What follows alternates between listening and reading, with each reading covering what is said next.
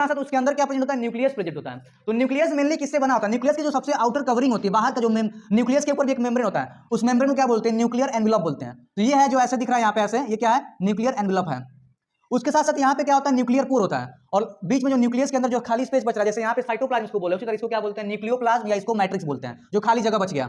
उस खाली अब देखिए उस खाली जगह में एक यहाँ पे एक राउंड सा स्फेरिकल शेप दिख रहा है, जिसको हम लोग क्या बोलते हैं, न्यूक्लियोलस बोलते हैं। और जस्ट उसके अंदर ये थ्रेड लाइक स्ट्रक्चर कुछ ऐसे सर्कल की तरह दिख रहा है, उसको क्या बोलते हैं, क्रोमेटिन। जय हिंद friends, myself Rohit and welcome to our foot lab classes. आज के इस लेक्चर में हम लोग पढ़ेंगे न्यूक्लियस के बारे में, यानी न्यूक्लियस क्या होता है। तो आइए बिना लेट के समझते हैं न्यूक्लियस क्या होता है, क्योंकि ये टॉपिक जो होने वाला है बहुत ही इंटरेस्टिंग होने वाला है।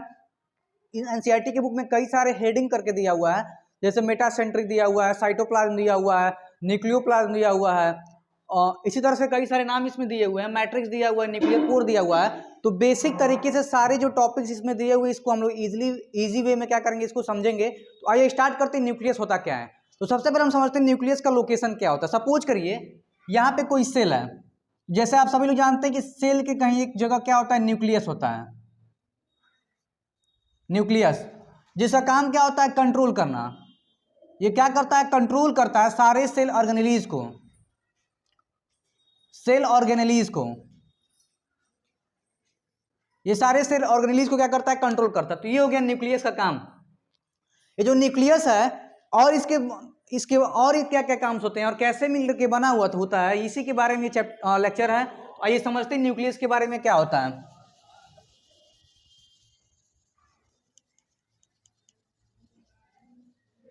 न्यूक्लियस जैसे सभी लोगों को पता है कि न्यूक्लियस जो होता है कंट्रोल करता है, सारे सेल्स के अंदर प्रेजेंट होता है और क्या करता है, वो कंट्रोल करता है। तो कुछ नॉर्मली देखा जाता है, normally single cell contain one nucleus, यानी जो सिंगल सेल होती है लगभग एक न्यूक्लियस कंटेन करती है। लेकिन बुक में क्वेश्चन भी पूछा हुआ कि कौन सी ऐसी सेल है जिसमें जब मल्टीपल्स न्यूक्लियस होते हैं, यानी कई सारे न्यूक्लियस होते हैं, और कुछ सेल ऐसी होती है जिसके अंदर न्यूक्लियस नहीं होता है। तो उसको भी समझिए ध्यान से। यहाँ पे सम सेल्स लैक न्यूक्लियस, कुछ सेल्स के अंदर न्यूक्लियस नहीं होता। तो वो कौन सी सेल है, RBC, red blood cells mammals के अंदर, यानी जो मैमल्स है उनके अंदर जो आरबीसी होती है, रेड ब्लड सेल्स होती है, जिसको इरिथ्रोसाइट्स बोलते हैं, उसके अंदर क्या होता है, न्यूक्लियस नहीं होता है, एब्सेंट होता है। इसके अंदर न्यूक्लियस क्या होगा, न्यूक्लियस एब्सेंट होता है। और क्या होता है प्लांट्स के अंदर, ये तो एनिमल का हो गया है एग्जाम्पल, प्लांट्स अगर एग्जाम्पल लिया जाए तो प्लांट्स के अंदर सीब ट्यूब जो वास्कुलर बंडल बनाता है, जाइलम और फ्लोएम जो है जिससे मिलकर के वास्कुलर बंडल बनते हैं, तो सीब ट्यूब का ये एग्जाम्पल है, जिसके अंदर न्यूक्लियस इसमें भी क्या होता है, एब्सेंट होता है, न्यूक्लियस इसके अंदर भी नहीं होता है। कुछ सेल ऐसे भी होते हैं जिसके अंदर मल्टीपल न्यूक्लियस, यानी एक से अधिक न्यूक्लियस होते हैं।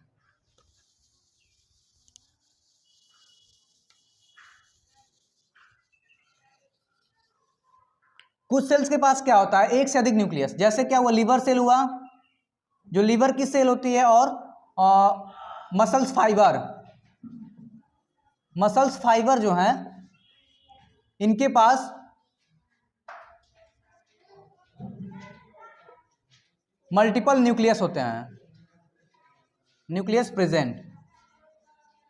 यानी देखा जाए तो इन सेल के अंदर एक से कई सारे अधिक न्यूक्लियस होते हैं। तो यानी जो मसल्स फाइबर है, लीवर सेल है, इसके अंदर एक सेल के अंदर एक से अधिक न्यूक्लियस होते हैं। आरबीसी है प्लांट सेल के अंदर, प्लांट्स के अंदर सीब ट्यूब वाली जो सेल्स है उसके अंदर एक भी न्यूक्लियस नहीं होता है। और नॉर्मली देखा जाए तो सारे सेल्स के अंदर कितने न्यूक्लियस होते हैं, केवल एक न्यूक्लियस होते हैं। ये था न्यूक्लियस के बारे में। आइए अब समझते हैं कि न्यूक्लियस जो है किस किस चीज से मिलकर के बना हुआ है और क्या क्या इसका मेन काम है और क्या क्या चीजें कंटेन करता है।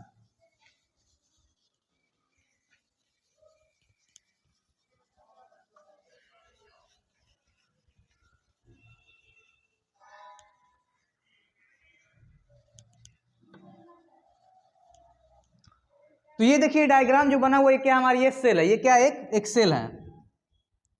अब सेल का जो ये वाला पार्ट होता है, ऊपर वाला पार्ट होता है मेम्ब्रेन, जिसको क्या बोलते हैं हम लोग, सेल मेम्ब्रेन, ऊपर वाला पार्ट। उसके बाद जस्ट अंदर जाएंगे तो क्या होता है, साइटोप्लाज्म, ये जो खाली जगह बचता है, स्पेस बचता है, जिसके अंदर सेल ऑर्गेनेलिज भरे होते हैं। सपोज करिए कि यहाँ पे माइटोकॉन्ड्रिया होगा, ये माइटोकॉन्ड्रिया है, और भी सारे सेल ऑर्गेनेलिज होंगे। तो उसी के साथ साथ उसके अंदर क्या प्रेजेंट होता है, न्यूक्लियस प्रेजेंट होता है। तो न्यूक्लियस मेनली किससे बना होता है, न्यूक्लियस की जो सबसे आउटर कवरिंग होती है, बाहर का जो न्यूक्लियस के ऊपर भी एक मेम्ब्रेन होता है, उस मेम्ब्रेन को क्या बोलते हैं, न्यूक्लियर एनवेलप बोलते हैं। तो ये है जो ऐसे दिख रहा है यहाँ पे, ऐसे ये क्या है, न्यूक्लियर एनवेलप है। उसके साथ साथ यहाँ पे क्या होता है, न्यूक्लियर पोर होता है, और बीच में जो न्यूक्लियस के अंदर जो खाली स्पेस बच रहा है, जैसे यहाँ पे साइटोप्लाज्म इसको बोले, उसी तरह इसको क्या बोलते हैं, न्यूक्लियोप्लाज्म या इसको मैट्रिक्स बोलते हैं, जो खाली जगह बच गया। उस खाली अब देखिए उस खाली जगह में एक यहाँ पे एक राउंड सा स्फेरिकल शेप दिख रहा है, जिसको हम लोग क्या बोलते हैं, न्यूक्लियोलस बोलते हैं। और जस्ट उसके अंदर ये थ्रेड लाइक स्ट्रक्चर कुछ ऐसे सर्कल की तरह दिख रहा है, उसको क्या बोलते हैं, क्रोमेटिन। तो ये तो हो गया nucleus, nuclear envelope, nuclear pore, nucleoplasm, जिसको मैट्रिक्स, न्यूक्लियोलस और क्रोमेटिन, इन सारे को मिला दिया जाता है तो क्या बनाता है, ये न्यूक्लियस बनाता है। ये न्यूक्लियस बन चुका है। अब देखिए ध्यान से, इसमें समझिए, इसमें क्या है, यहाँ पे देखिए ये जो न्यूक्लियर एनवेलप है, इसके ये एक मेम्ब्रेन है, क्या है, मेम्ब्रेन, जो डबल लेयर की मेम्ब्रेन होती है न्यूक्लियर एनवेलप। इसके बीच में कितना गैप होता है, तो 10 टू लेकर के 50 नैनोमीटर का क्या होता है, गैप होता है। ये जो मेम्ब्रेन है, ऊपर से एक लेयर है, नीचे से एक लेयर है, जहां पे फ्यूज होती है, यहाँ पे आकर के क्या हो गई, ये फ्यूज, देखिए यहाँ पे ध्यान से, ये एक ऊपर नीचे वाली मेम्ब्रेन और ये ऊपर वाली मेम्ब्रेन, यहाँ पे आके क्या हो गई है, फ्यूज हो गई है, आपस में मिल गई है। उसी तरह यहाँ पे भी क्या है, ऊपर वाली मेम्ब्रेन और नीचे वाली मेम्ब्रेन आकर के आपस में क्या हो गई, यहाँ पे फ्यूज हो गई है। जब फ्यूज होती है तो यहाँ पे एक स्पेस बचता है, इसी स्पेस को क्या बोलते हैं हम लोग, न्यूक्लियर पोर बोलते हैं। यानी न्यूक्लियर एनवेलप क्या हो रहा है, दो मेम्ब्रेन है, न्यूक्लियर एनवेलप क्या, दो मेम्ब्रेन है, और दोनों मेम्ब्रेन जहाँ पे फ्यूज हो रही है तो क्या बना ले रही है, न्यूक्लियर पोर बना ले रही है। तो ये है न्यूक्लियर पोर, ये जो खाली जगह बच रहा है क्या है, न्यूक्लियर पोर। अब देखिए न्यूक्लियर पोर की खासियत क्या होती है, न्यूक्लियर पोर यानी जो खाली जगह उसको क्या बोलते हैं, न्यूक्लियर पोर। तो ध्यान से देखिए, मान लीजिए ये सेल है और ये क्या है, न्यूक्लियर पोर है। यहाँ पे मान लीजिए बीच बीच में क्या, हर जगह न्यूक्लियर पोर है। तो इस पोर के रास्ते क्या होता है, इस पोर के रास्ते क्या होता है, यहाँ पे मान के चलिए साइटोप्लाज्म के अंदर प्रोटीन बनता है, तो ये प्रोटीन जो है इस पोर के रास्ते न्यूक्लियस के अंदर जाता है। उसी तरह न्यूक्लियस के अंदर ये जो सर्कल दिख रहा है, जिसको हम लोग न्यूक्लियोलस बोलना है, इस न्यूक्लियोलस के अंदर क्या बनता है, आरएनए बनता है, आरएनए सिंथेसाइज होता है। तो आरएनए को यहाँ से सिंथेसाइज बन चुका है, तो इसको बाहर किससे पहुंचाया जाता है, इस न्यूक्लियर पोर के रास्ते क्या होता है, आरएनए जो है क्या होता है, बाहर जाता है, और प्रोटीन क्या होता है, न्यूक्लियर पोर के रास्ते क्या होता है, अंदर आता है। यानी न्यूक्लियर जो पोर है, जो इसका काम क्या है, न्यूक्लियर पोर का, आरएनए को प्लस प्रोटीन, ये प्रोटीन को क्या करता है, एक्सचेंज करता है, यानी न्यूक्लियस के अंदर लाएगा प्रोटीन को, या तो हो सकता है न्यूक्लियस के अंदर से बाहर करेगा, या आरएनए को न्यूक्लियस के अंदर आरएनए बनता है तो इसको बाहर भेजेगा। जनरली ये होता है हमारे बॉडी के सेल्स के अंदर, क्या होता है कि जो यूकैरियोट्स के अंदर क्या होता है, जो आरएनए अंदर बनता है एमआरएनए बाहर निकल के जाता है, तो एमआरएनए से क्या बनता है, प्रोटीन। तो न्यूक्लियस के अंदर न्यूक्लियोलस में आरएनए बन गया।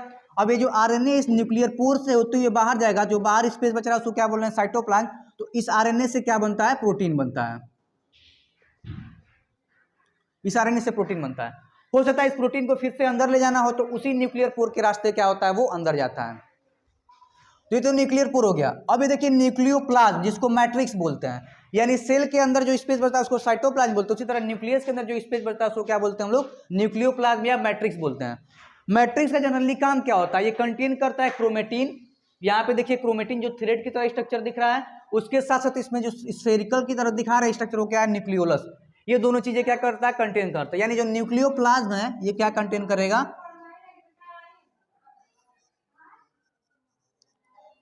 न्यूक्लियोलस कंटेन करेगा, उसके साथ साथ क्रोमेटिन, ये क्रोमेटिन और न्यूक्लियोलस को कंटेन करता है।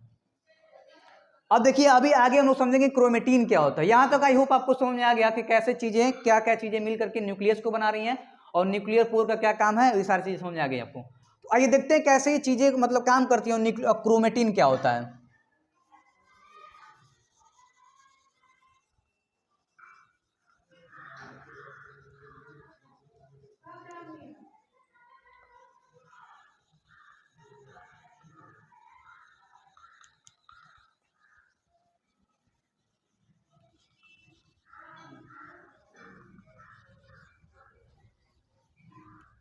अब देखिए यहाँ पे ध्यान से, सबसे पहले ध्यान से देखिए, जैसे सेल होती है, सेल के अंदर क्या होता है, न्यूक्लियस, इतना पता है। तो न्यूक्लियस जो है किससे मेनली, सबसे पहले क्या कंटेन करता है, जेनेटिक मटेरियल कंटेन करता है। जेनेटिक मटेरियल, ये जेनेटिक मटेरियल कंटेन करता है। जेनेटिक मटेरियल जनरली क्या होता है, डीएनए होता है। देखिए यहाँ पे क्या है, डीएनए, यानी ये जो न्यूक्लियस के अंदर क्या हमारा होता है, डीएनए होता है। अब देखिए डीएनए का स्ट्रक्चर कुछ इस तरह का होता है, ये डीएनए है। डीएनए जब कंडेंस होता है, ऐसे ये डीएनए है, ये क्या है, डीएनए। डीएनए जब कंडेंस होता है तो कंडेंस का मतलब होता है एक पास आना, तो कंडेंस होकर क्या करता है, ये ऐसे कुछ स्ट्रक्चर बना लेता है। यानी जब डीएनए कंडेंस हुआ तो क्या बना लिया, ये क्रोमेटीन बना लिया। जो यहाँ पे क्रोमेटीन के बारे में बात कर रहे हैं हम लोग, तो थ्रेड की तरह जो स्ट्रक्चर बना लिया, इसको क्या बोलते हैं हम लोग, क्रोमेटीन। क्रोमेटीन। अब देखिए जो क्रोमेटीन है क्या कंटेन करता है, क्रोमेटीन किससे मिल करके बनता है, तो जो क्रोमेटीन है सबसे पहले क्या कंटेन करता है, डीएनए। इसके अंदर डीएनए होगा, कुछ हिस्टोन्स और नॉन हिस्टोन प्रोटीन होंगे, हिस्टोन और नॉन हिस्टोन प्रोटीन।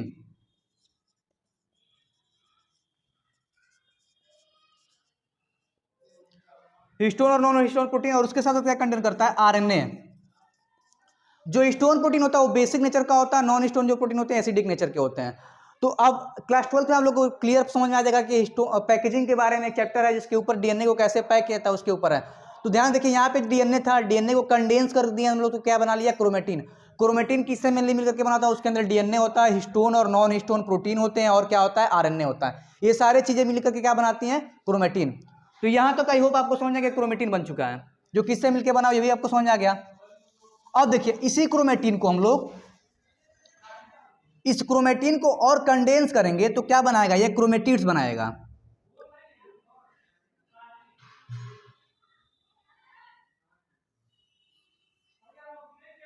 इसको और कंडेंस कर दिए तो क्या बना लिया, ये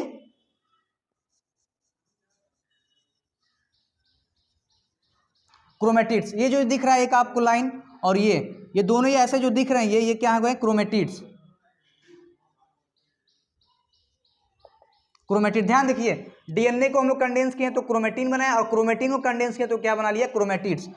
इस क्रोमेटिड्स को अगर दो क्रोमेटिड्स को ऐसे ला करके सेंट्रोमियर के पास, सेंट्रोमियर रीजन पे जोड़ देंगे तो उसको क्या बोलते हैं हम लोग, क्रोमोजोम बोलते हैं। ये क्या है, क्रोमोजोम है।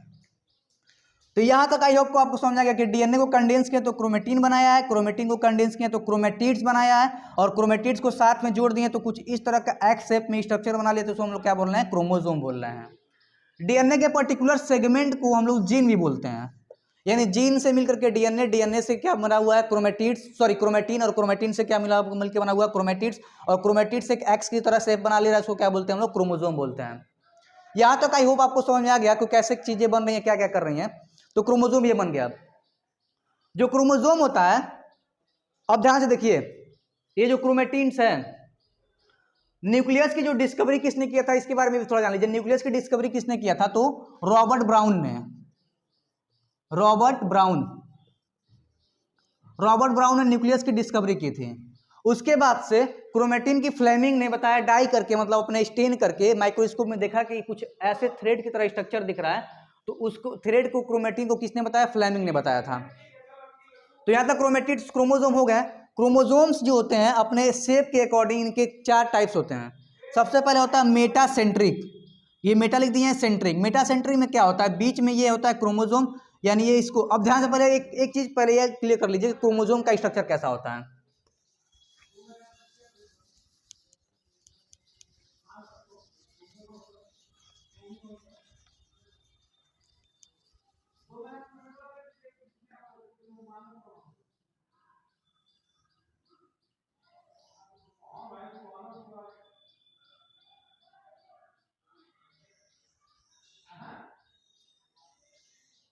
इसके अंदर डीएनए कंडेंस हुआ है, डीएनए कंडेंस हुआ, क्रोमेटिन बनाया, क्रोमेटिन कंडेंस होकर क्या बना लिया, ये क्रोमेटिड्स। तो ये जो लाइन दिख रही है आपको, क्रोमेटिड्स हैं।